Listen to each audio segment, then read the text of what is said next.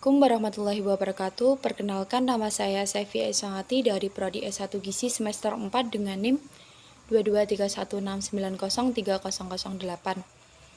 Kali ini saya akan membuat video mengenai rangkuman kode etik dengan tema penjelasan dan pemahaman hubungan antara pokok pikiran dan elemen penilaian untuk kriteria 1.2.5 dilema etik. Selanjutnya, penjelasan kriteria 1.2.5 dilema etik. Elemen penilaian.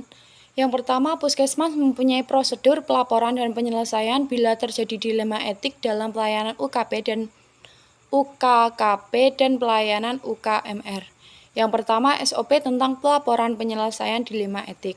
Untuk penjelasannya, pimpinan Puskesmas menetapkan cara-cara pengelolaan dan mencari solusi terhadap dilema tersebut.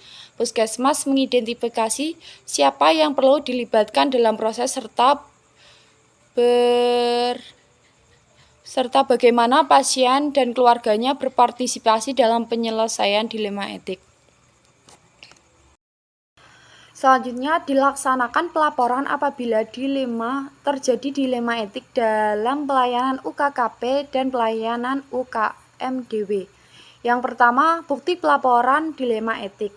Yang kedua, Kepala Puskesmas, penggalian informasi terkait dilema etik yang pernah terjadi dan pelaksanaan pelaporannya.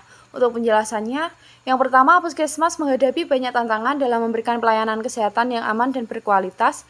Kemajuan dalam bidang teknologi kedokteran, sumber daya yang terbatas, dan harapan pasien yang terus meningkat sejalan dengan makin meningkatnya pendidikan masyarakat serta dilema etik dan kontroversi yang sering terjadi menjadi hal yang dapat dihadapi oleh Puskesmas.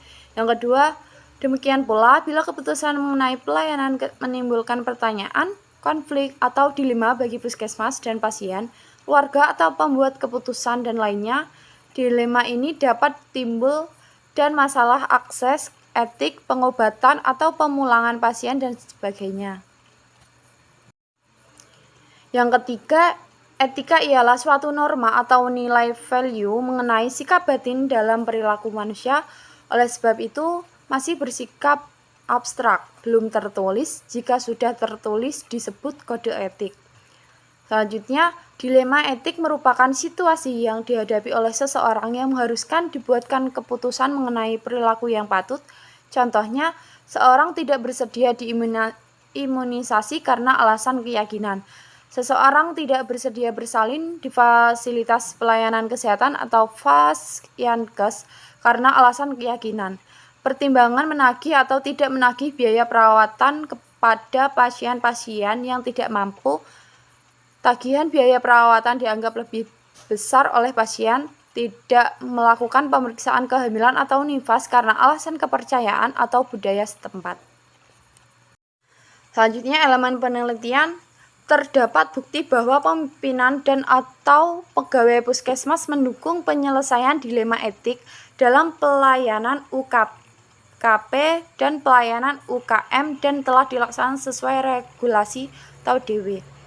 Yang pertama, bukti dukungan kepada atau pegawai Puskesmas dalam penanganan atau penyelesaian dilema etik. Yang kedua, Kepala Puskesmas, penggalian informasi terkait proses penanganan terhadap dilema etik yang pernah terjadi dan bentuk dukungan kepada atau pegawai Puskesmas. Untuk penjelasannya, yang pertama, jika diperlukan, Kepala Puskesmas dapat membentuk dan menetapkan tim etik dengan keanggotaan penyelesaian dilema etik dan administrasi manajemen. Yang kedua, dukungan kepada atau pegawai Puskesmas dan dalam menyelesaikan dilema etik yang terjadi dapat berupa advokasi kepada tokoh masyarakat, tokoh agama, pembinaan, berkoordinasi dengan dinas kesehatan daerah, kabupaten atau kota, dan pihak terkait lainnya serta bentuk dukungan.